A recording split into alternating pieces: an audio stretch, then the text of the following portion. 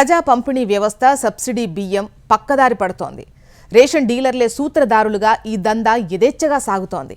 PDS బియ్యం అక్రమ రవాణాను అడ్డుకోవాల్సిన అధికారులు నామమాత్రంగా కేసులు నమోదు చేసి చేతులు దులుపుకోవడంతో అక్రమ దందా జరుగుతోంది. గతంలో గుట్టు చప్పుడు కాకుండా భయంగా కొనసాగేది, కానీ ఇప్పుడు ఓపెన్ మార్కెట్గా మారిపోయింది.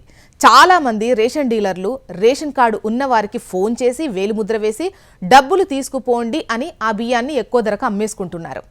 ఇది ఎక్కడో మారుమూల ప్రాంతంలో కాకుండా జిల్లా కేంద్రం, మండల కేంద్రాలు, పట్టణాల్లో కూడా ఇదే తరహా రేషన్ బియ్యం పక్కదారి పడుతుందంటూ విమర్శలు వస్తున్నాయి. చాలామంది వాటిని తీసుకోకపోవడం, తీసుకున్న వారు కూడా ఆ బియ్యాన్ని ఎక్కువ ధరకు అమ్ముకోవడంతో కొంతమంది డీలర్లు కిలో బియ్యానికి 10 నుంచి 12 రూపాయల చొప్పునిచ్చి కార్డులో ఎంతమంది ఉంటే అంతమందికి సంబంధించిన బియ్యాన్ని వారే తీసుకొని డబ్బులు ఇస్తున్నట్లు తెలుస్తోంది. దీంతో వేలిముద్ర వేస్తే చాలు డబ్బులు వస్తాయనే ఆలోచనతో చాలా మంది లబ్ధిదారులు వేలిముద్ర వేసి డబ్బులు తీసుకొని పోతున్నారనే చర్చ జరుగుతోంది.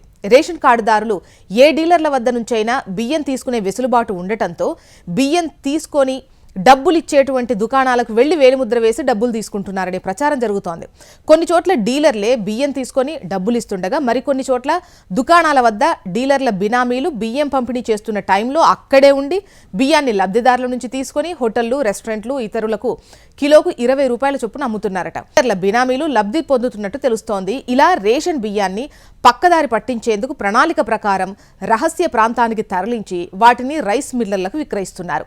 ఆ బియ్యాన్ని సీఎంఆర్ కింద తిరిగి ప్రభుత్వానికి ఇస్తున్నారని, ఇలా పీడీఎస్ రైస్ పక్కదారి పడుతున్నా అధికారులు నామమాత్రంగా తనిఖీలు చేసి కేసులు నమోదు చేస్తున్నారే తప్ప పటిష్ట చర్యలు తీసుకోవడం లేదనే విమర్శలున్నాయి.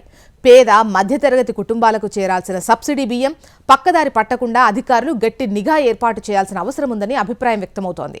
రాష్ట్ర ప్రభుత్వం సన్నవరి ధాన్యానికి క్వింటాలుకు 500 బోనస్తో ప్రోత్సహిస్తూ సన్న బియ్యాన్ని రేషన్ దుకాణాల ద్వారా పంపిణీ చేస్తామని ప్రకటించిన విషయం మనకు తెలిసిందే.